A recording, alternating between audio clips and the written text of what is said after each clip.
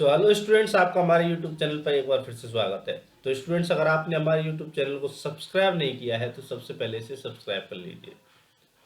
तो हमने स्टूडेंट्स आपसे बात कर ली है प्राइमरी स्ट्रक्चर ऑफ प्रोटीन, और फिर हमने आपसे बात की है सेकेंडरी स्ट्रक्चर ऑफ प्रोटीन।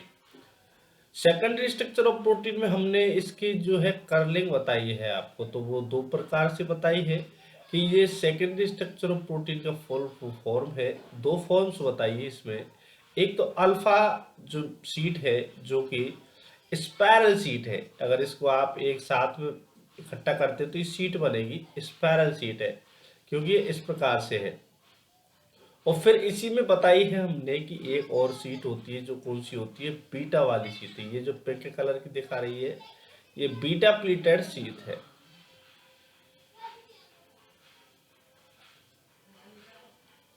तो ये जो आपको दोनों सीट्स बताई है, इन दोनों सीट से ये किसकी स्ट्रक्चर में होती है, ये स्ट्रक्चर में होती है,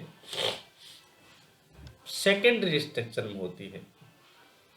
तो अब हम बात करते हैं सेकेंडरी स्ट्रक्चर के बाद में टर्सरी स्ट्रक्चर ऑफ प्रोटीन के बारे में।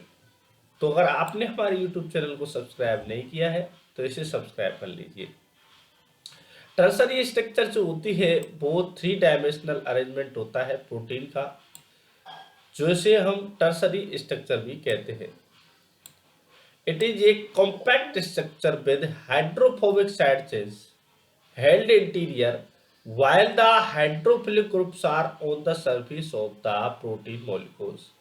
ये कह रही है कि भाई साहब, एक तो ये कह रहे हैं कि ये 3D स्ट्रक्चर है, दूसरी बात ये कह रहे हैं कि हाइड्रोफोबिक चेन्स होती है वो साइड में होती है, यानी कि एक भीतर की तरफ होती है, और सरफेस की साइड में जो होती है वो होती है हाइड्रोफिलिक चेन्स।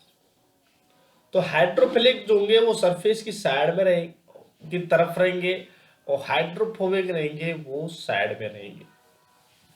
आगे बात समझ में? ध्यान कर लीजिए, मेन बात ये सरफेस वाला कौन सा एरिया है, हाइड्रोफिलिक ग्रुप है।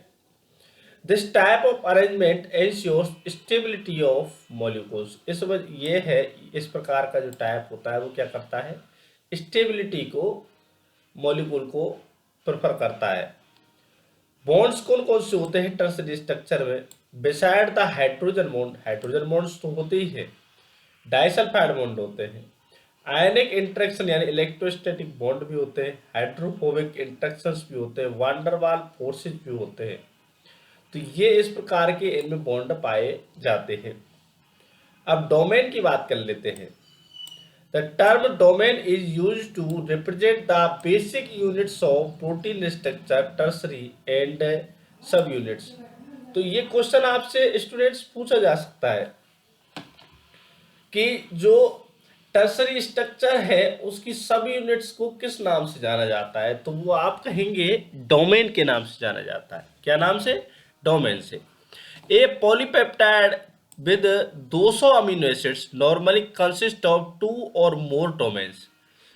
तो जो है ये कहें, अगर सिंगल डोमेन की बात करें तो वो करीब करीब ये समझ लो 100 अमीनो एसिड्स के समथिंग हो जाता है, ठीक है। लेकिन इसमें मोर भी डोमेन दिया हुआ है, इसलिए फिक्स नहीं है कि एक डोमेन कितने अमीनो एसिड का है।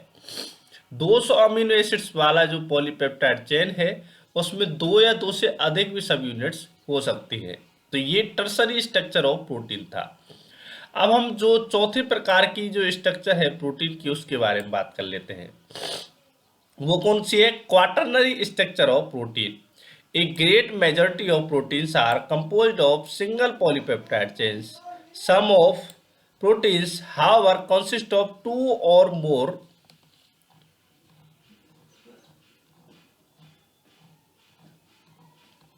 polypeptides which may be identical or unrelated। Such proteins are termed oligomers। तो इनमें ये क्या होते हैं, ओलिगोमर्स होते हैं, जो कि क्वाटरनरी स्ट्रक्चर को बनाते हैं। द इंडिविजुअल पॉलीपेप्टाइड चेन जो होती है उसे मोनोमर और प्रोटोमर या फिर सब यूनिट कहेंगे। एक इंडिविजुअल पॉलीपेप्टाइड चेन है तो उसको अगर हम 4 क्वाटरनरी स्ट्रक्चर की में बात करते हैं तो वो मोनोमर कहेंगे या प्रोटोमर कहेंगे, ये मोनोमर प्रोटोमर कहेंगे या फिर सब यूनिट्स कहेंगे। एक डायमर जो होता है वो 2 पेप्टाइड चेन का होता है, जबकि टेट्रामोर 4 पॉलीपेप्टाइड चेन का होता है। बॉन्ड्स कौन कौन से हो सकते हैं क्वाटरनरी स्ट्रक्चर में? तो the monomeric sub units are held together by non covalent bonds, namely hydrogen, hydrophobic और आयनिक। 3 प्रकार के बॉन्ड्स इनमें पाए जा सकते हैं। अगर हम इम्पोर्टेंस बात करते हैं ओलिगोमेरिक प्रोटीन्स की, तो ये सिग्निफिकेंट रोल प्ले करती हैं regulation of metabolism and cellular function. तो इस वजह से ये क्वाटरनरी स्ट्रक्चर भी इम्पोर्टेंट है। एग्जाम्पल्स कौन कौन से हैं? जो ओलिगोमेरिक प्रोटीन्स होती है, यानी कि जिन प्रोटीन्स में क्वाटरनरी स्ट्रक्चर पाई जाती है। तो अभी तो पिछला जो लेक्चर था हमारा वो ओलिगोमेरिक प्रोटीन यानी कि हीमोग्लोबिन का था, उसमें हमने आपसे 2 अल्फा 2 बीटा की बात की थी, तो वही बात है।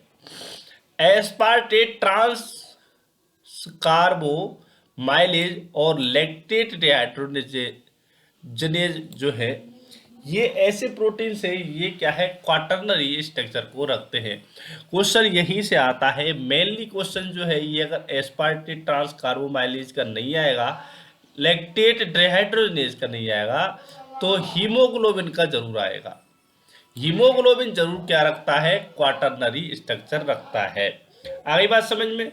तो ये दोस्तों हमने आपसे बात कर ली है कि जो टर्सरी स्ट्रक्चर वो है कैसी होती है, क्वाटरनरी स्ट्रक्चर कैसी होती है।